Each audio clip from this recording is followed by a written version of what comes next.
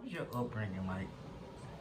Okay, so I grew up kind of. Okay, I got a couple of different stories of how I grew up. Okay, so my mom and my dad. My mom had me at a young age. She was 19. So they didn't name me until after, like, she had me. And my real name is Shyy. Shyly. Shyy. Shyl. How you? Shillett.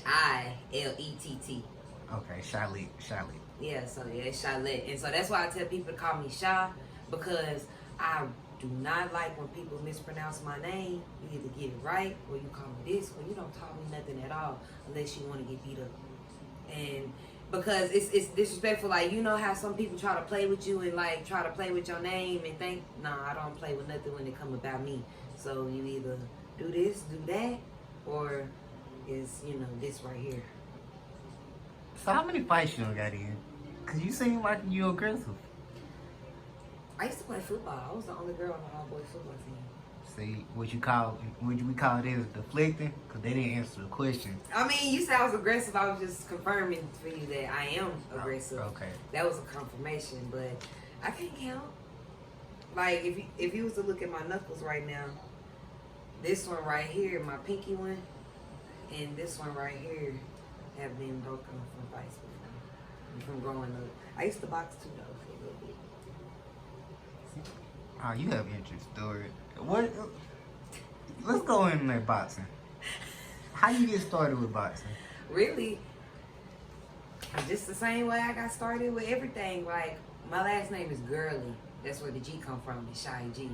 That's like my real last name. And so, like, I grew up being a tomboy because I didn't like the girly aspect. Like, after, like, when my mom had married my little brother's dad, my mom only has 2 kids, and I'm my dad's only child. And so when my mom married my little brother's dad, he had like 3-4 kids, already. And so I became a stepchild in the house, and I became from the oldest to the second youngest. And so from there, I was the only one that was light skinned, real light skinned. I was chunky, I had a lisp, long hair, country as fuck, like country than a motherfucker. And so I used to get bullied on and picked on and stuff like that. Like, I used to be really, really sweet. Like, I still am sweet. Like, I'm as sweet as you allow me to be, but I'm as mean as you make me. So I like that one. I like that one. Yeah, that's really just how it is. And so I just really just be trying to keep it cordial with everybody. But yeah, boy, all them motherfuckers was picking on me in the hood and all that shit, and it went from one way to another, and it was gonna break me or it made me. And so shit, it made me. I used to beat up the kids. They used to talk shit to me. Like, I wrote their name on a list, and what's the shit? And boy, you got your ass knocked off. You had a hit list? I like how you so serious. Your face when you answer questions like that, you like, yeah. Like, you nonchalant with it. I respect it. Definitely. Alright. But yeah, I got into boxing, like, and football, basketball was my favorite sport. But yeah, I could swim, all that. But yeah, I was beating up boys and stuff, so. And that's really how, like, football, boy, he knew the football, shoot. Thought that was cute, but I ain't like that. He started talking a little bit too much, and I was like, all right, just lifted that man off his feet. Coach was like, wait, hold on. He was watching the whole time. Said, do it again. Coach didn't care about the violence. He was just trying to get another start. I feel him. He went and asked my mama, could I be on the team? That's crazy. What school was this? Mills? Nah, that one. This was in middle school. Alright. Yeah, this was for the city league. I played for the Sunset Tigers. I don't know what that is. It was a city football league. In Little Rock? I got so many questions about Little Rock. Is a strange place to me. It's just like the rest of the world. No, I'm from the country, so it's far from it. Like, I mean, yeah, but there's some countries that is strange, like country parts. They're strange. You can't not say that. You be seeing the movies and shit. Yeah. when I be watching scary movies and they be showing you took the wrong turn, I'm like, that looks like where I'm from.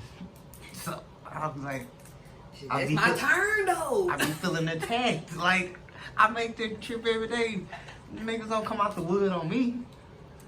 Look, they bad night, huh? I'm a pacifist. I'm so peaceful. I love everybody. Most of the time. I feel you. I love everybody too.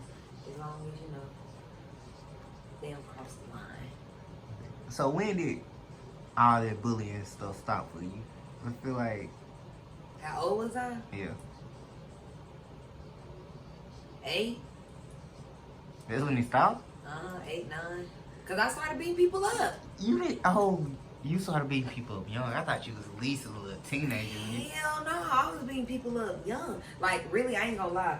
I had a real aggressive, like, you know, kind of like how sometimes kids be like angry for a while. Like, I had that little angry phase, like, early when I was going through that, all that aggression, and I was able to get it out when I was beating people up. Like, you weren't messing with me. Like, I just wasn't letting people play with me no more. And then once I hit about 12, 13, my mindset changed.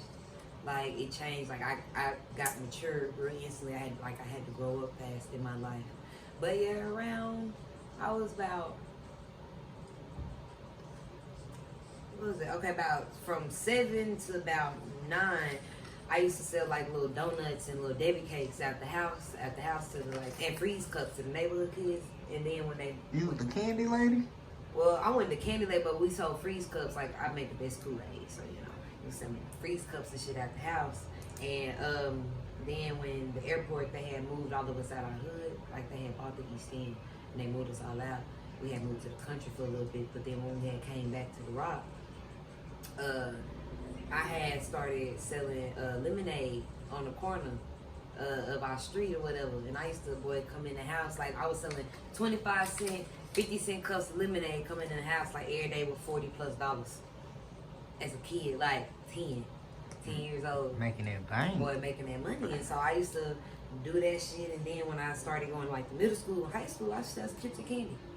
Like, had it all in my basketball bag, cause you know, on the basketball shit had, boy, the Michelle Obama took out vending machines.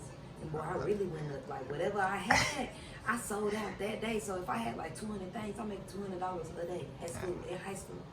Real hustlers love a drop. Michelle Obama helped you out. Shout out to her. What? Renee. But, you know, I've always been like that. I bought all my own school stuff. Because, you know, my mom, she was a single parent. I like stuff, you know.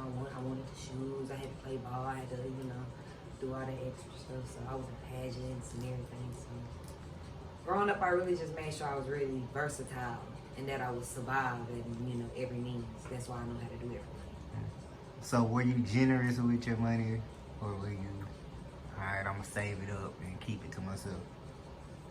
As far as what, like now or just growing up? Growing up. I mean, no, I've always been generous. Like, it's crazy because I've had so many things took from me in my life that I don't even count it, because everything I lose in the little picture be waiting for me in the bigger picture. Like that. Kind of remind me of course, I got rid of don't keep score, keep scoring. Like, it's gonna come back when it come back. You just gotta keep doing what you're doing. So I expect it. Like, I count those as tests to see how I'm gonna react or how I'm gonna let it affect me, but you can only let it affect you, you know. Only things that would affect you is the things you allow. So I be trying to keep it to a minimum, because I know whatever I lose, I can gain back instantly if I just, you know, have that motivation, that faith, and, you know, that consistency with myself. Do you go to therapy? Do I go to therapy? No, actually, it might sound crazy, but I do my own self-therapy. Like, I really break down myself and, like, why I do things or why I am the way I am. And I'm very vocal. Like, so I can very pretty much to the pen tell the person why I am the way I am and why I do certain things if I really just sit and think about it. Do you have a confidant, like somebody you can run to when those days you can't self-diagnose yourself, self-therapize yourself? You got somebody you can go to talk to? Who is that person to you? My best friend. I call her my dad, because she thinks she wear the pants in our relationship, but she don't. But I just love her like that. So yeah, she call me son or boy, and I call her dad. It's so funny because people be like, I be like, Dad, and she be like, huh? And then motherfuckers look at us and they're like, what? What you saying? It's not for everybody to know. It's just for y'all. That's my dad. He was like, yeah, that's my son. And they be like, okay, like y'all weird. Being weird is a great thing.